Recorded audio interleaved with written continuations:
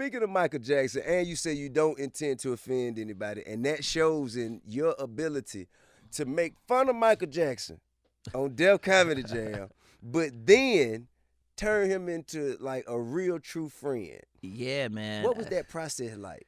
Mike was on your head for a minute, wasn't Man, you know what? It's just, of course, growing up, Michael Jackson was like untouchable. He was there. You're like, Sure. you can't meet him. You ain't gonna see him. You might get tickets to the concert. You might not if he I come seen to him Atlanta. float past me in a casino. Yeah, you did. He wasn't walking. He was He was floating just like floating, yeah, there was a man holding him by this elbow, another man holding him by this elbow, and he was floating through the slot machines at the That's casino. how he was, man. I mean, very like whimsical. He was really like moving like a Spike Lee movie. Like, you could tell he wasn't walking.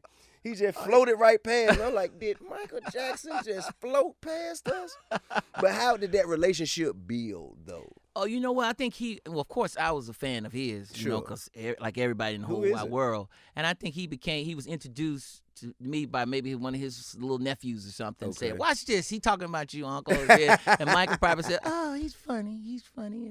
Oh, he's good. So he knew of me, I think, that way. I think one of his nephews told me that he showed Michael Fridays. Right. And in every movie, you might see me do a Michael Jackson movie or something. I think it's just Kendrick's spirit or something. But his energy, You man. do Michael Jackson almost better than Michael Jackson. Man, it's something there, man. Because when I hear that song, when I hear that music, I'm dancing. When Michael's come on, any music, I'm dancing. So it was a blessing, man, to be able to be a fan and then grow up and to befriend him and man, it was just a blessing. Like stuff like that, like I say, stuff that you can't plan, man. And Right. just God opened up doors, Man, you are, again, incredibly gifted as a comedian as well as an actor.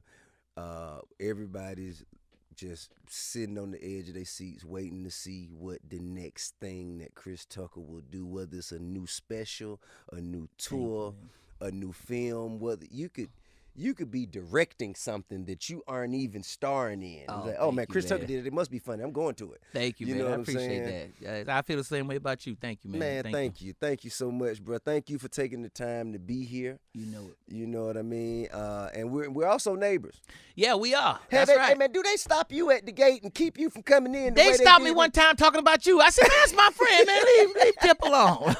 Man. Just let him in next time. We stay in the same sort That's of right. division, That's man. right. And but I caught him sleeping now. I know you did, man. I caught know him sleeping. they was in the wrong. Yeah, I caught him sleeping. I say, man, if Chris catch you out here like this now, your ass Tip, go- you woke up everybody in the neighborhood, man. I said, what? What's all that yelling? Y'all get out here now. Get up. No, it Man, wasn't that. It wasn't Thank that. you again for coming. Appreciate you, and man. I want to say to everybody else, who's watching, I know probably what you want to hear me speak more about, but you will not hear me speak about it right now because we have designated a place and a time to discuss that, and that is Red Table Talk, and you'll hear it next week. Just know that, my silence is not because I don't have anything to say.